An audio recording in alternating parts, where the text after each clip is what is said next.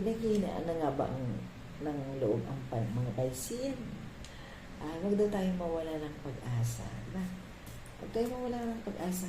Kahit mabigat ang buhay natin, kailangan pa rin natin maging matatag. Yan.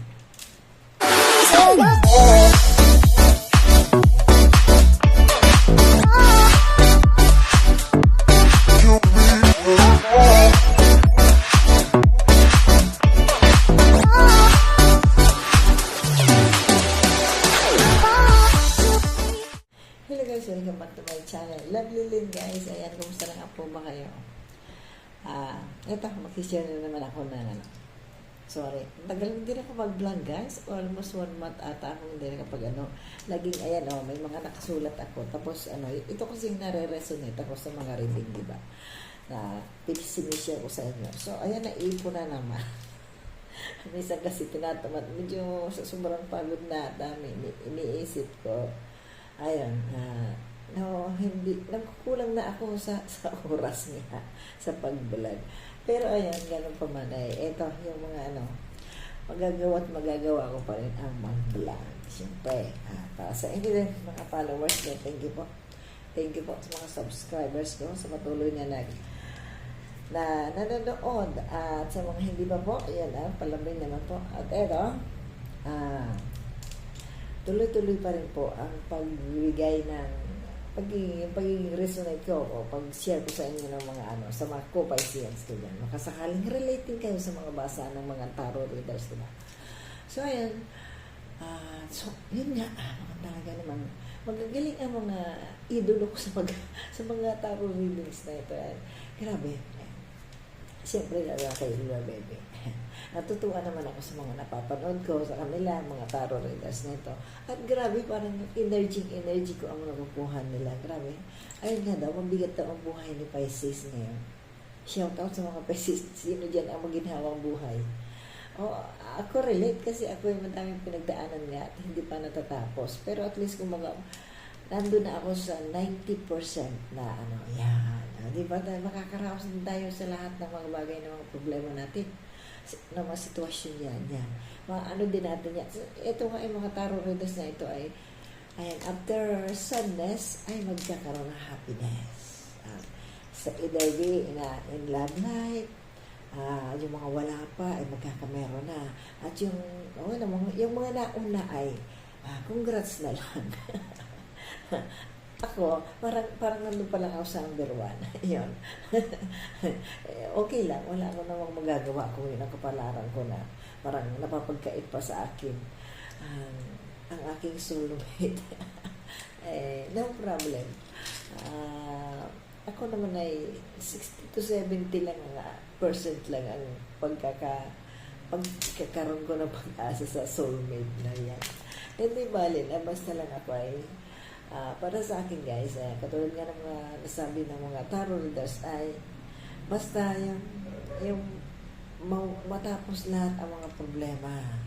Although meron pa, hindi man mape-perfect, at least kumaga, yung malalaking problema ay nagkakaroon ng mga solusyon. At yan nga po, nagkakaroon ako ng mga solusyon sa mga iba kong problema. Pero ayun, palibasa, parang may bigat pa rin sa kalooban, sa sitwasyon ko. Although sabi ko nga medyo matatapos na may mga kaunti pa rin, pero at least matatapos na yan. Kulit ko paulit-ulit na rin parang sarap lang kasi labigay. Anyway, sabi nga ng mga tarot reader ay maging kalma lang. Nandun pa din ang alisin yung pagdududa o pagiging negative thinking ng mga Piscean at lahat ay masosolve. Anyway, kahit naman hindi Piscean dyan, lahat po ng ating problema ay masosolve yan. Magkakaroon ng solusyon.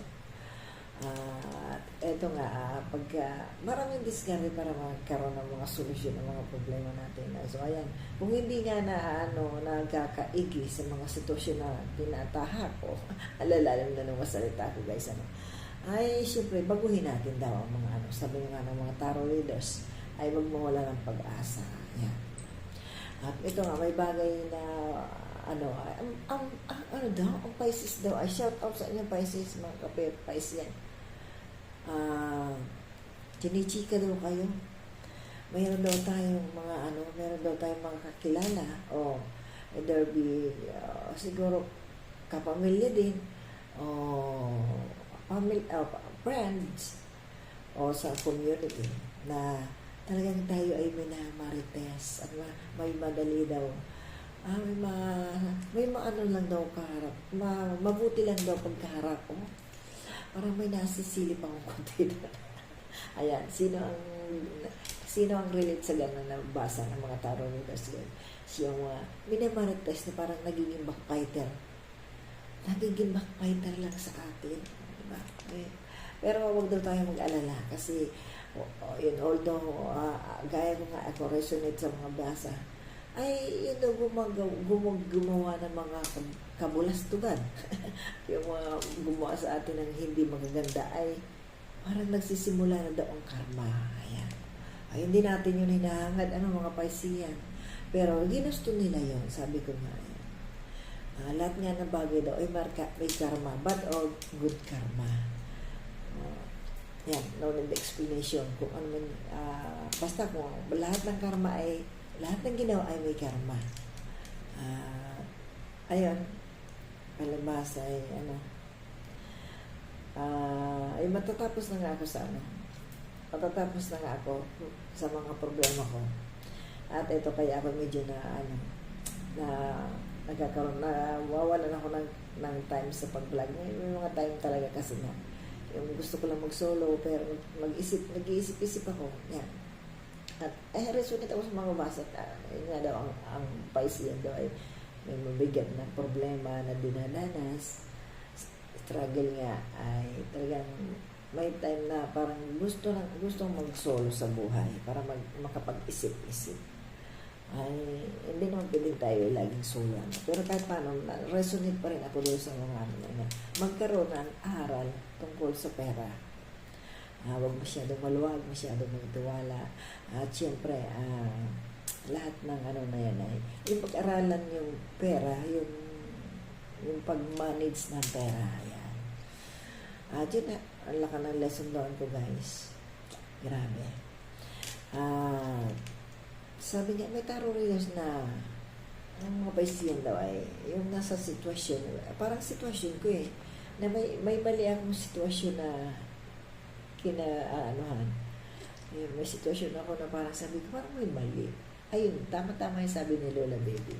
May gustong itama ang Pisces yung sa sitwasyon na ginagalawan. At yun, hindi ko na pwedeng share.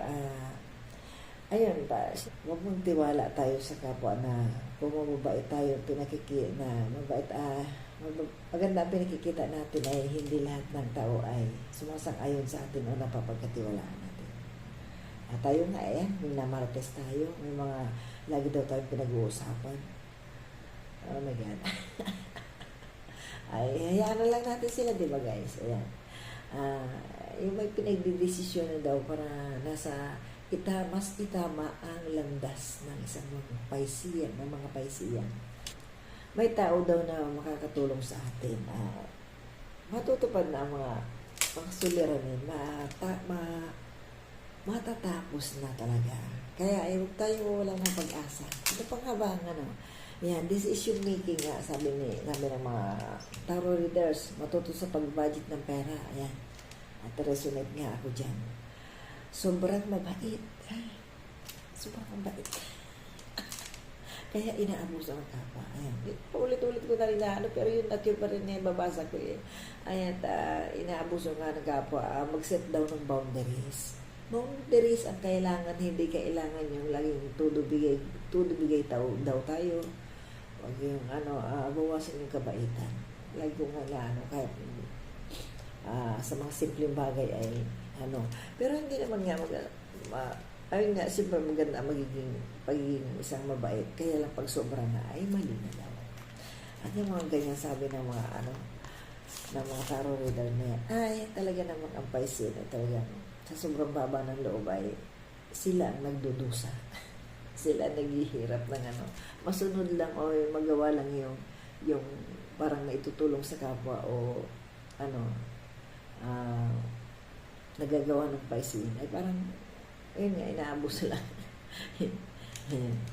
Nandun pa rin ang pagiging mabait at generous ng isang Pisces. Ay bilang isang nagkaganito maraming sitwasyon na ano ko naman yung mga yung mga sitwasyon talaga na gano'n. Ayan, at pa nga ba? May tulong from family. May gustong magbabalik daw. Babalik ka ng may gustong magbalik daw na sa love life. Ay, wag ako, hindi ako resonate din kasi pass is pass for me.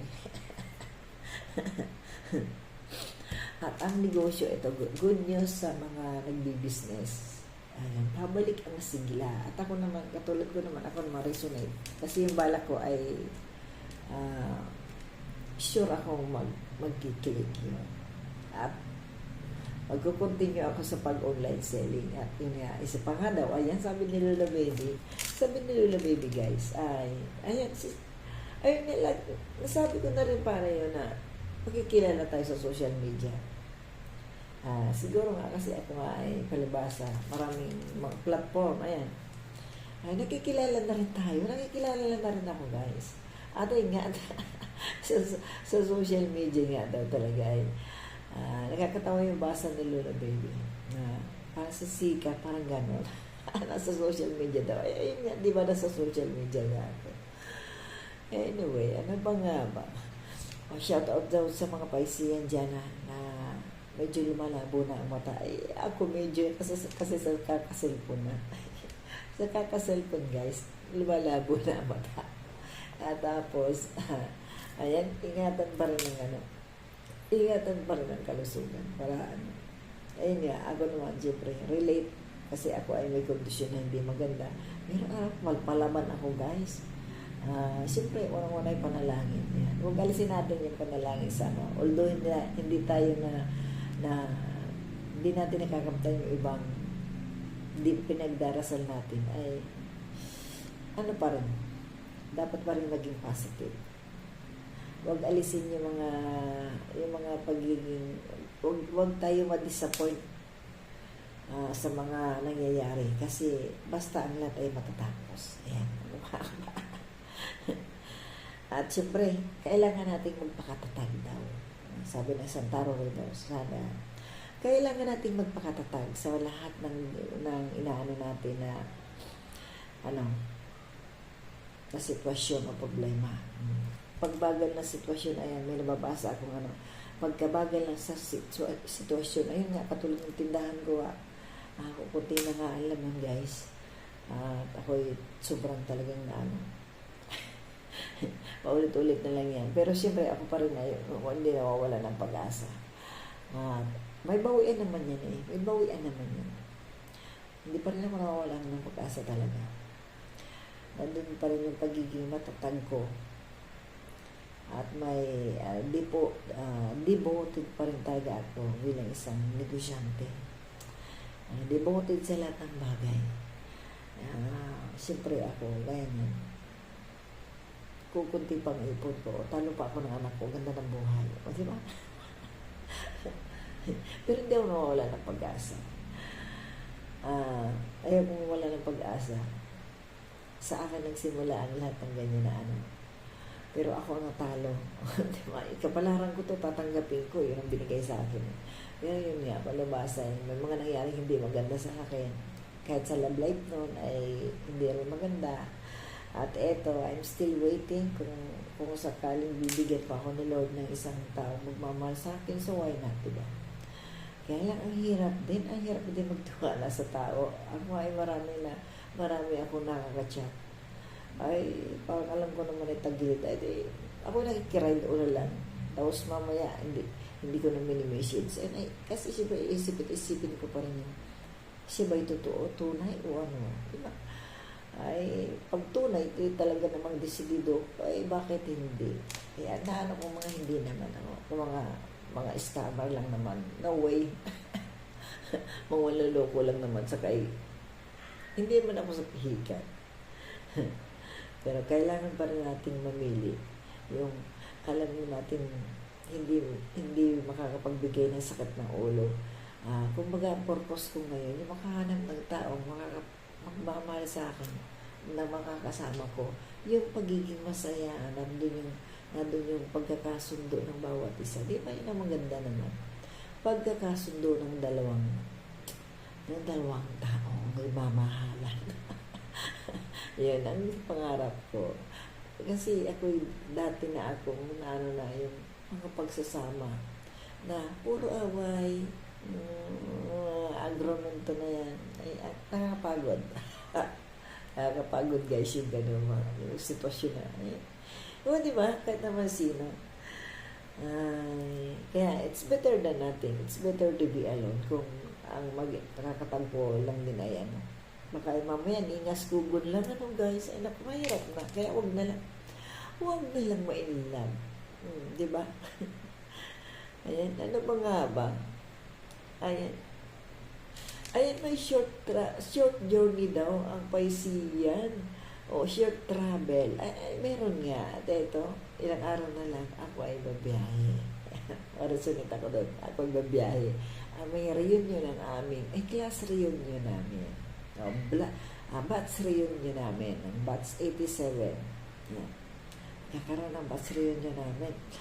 Yan. Naging excited na ako doon. Yan. So, yun guys. Wala akong nang may sa inyo. Basta, ang isang Piscean mas parang may mga time na mas gusto pang magsolo.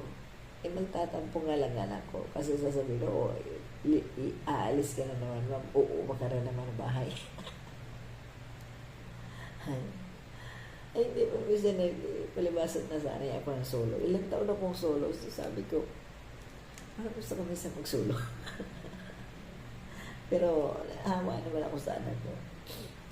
Nawa ako sa mga apo ko. Mama, luto ng gano'n. Luto tayo ng gano'n. Yung gano'n lambing ng anak ko. Apo. Ay, di ba nakakaano din?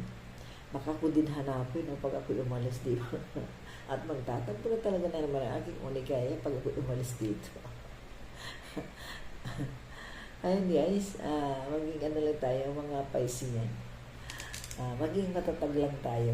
Ako ito, alam niyo naman ako, palatawa ko. Yun nga, kinikin ko o tinitiis. Ang galing magtiis ng isang Piscean. Tama ba ako? Ayan, mapagtiis daw at matyaga ang isang Pisces. Di ba? Diba? So naman yun, di ba guys? Yan. Yung para ka may nililihim na hindi naman yung may lihim kang galit. Kumbaga, marunong ka magtimpi, mahaba ang PC. Kailangan naman yung sa buhay yung mahabaan ng PC. Di ba? PC, alam niyo may PC. Ibig sabihin yung pasensya. Ganon. Habaan ng PC at tiyaga. So guys, thank you so much for watching and sana kahit paano may naano kayo bilang isang mga kapaysiyan ko dyan. Yan. Ingat-ingat po tayo. Yan. Sana okay namin yung mga lugar na bagyo, yung naapektuhan ng bagyo po. Makakabangon po kayo, huwag po kayo mag-alala. At tiwala lang po sa Diyos. Ang mga Piscean na may mga flexible. Yan. Flexible, sabi ni Lola Baby. Di ba, Lola Baby? Shout out to you. Ano ba nga, meron ba? Nga pala, meron daw nagagalit sa Piscean. Sino kaya yung sa akin? Parang natutunugan ako.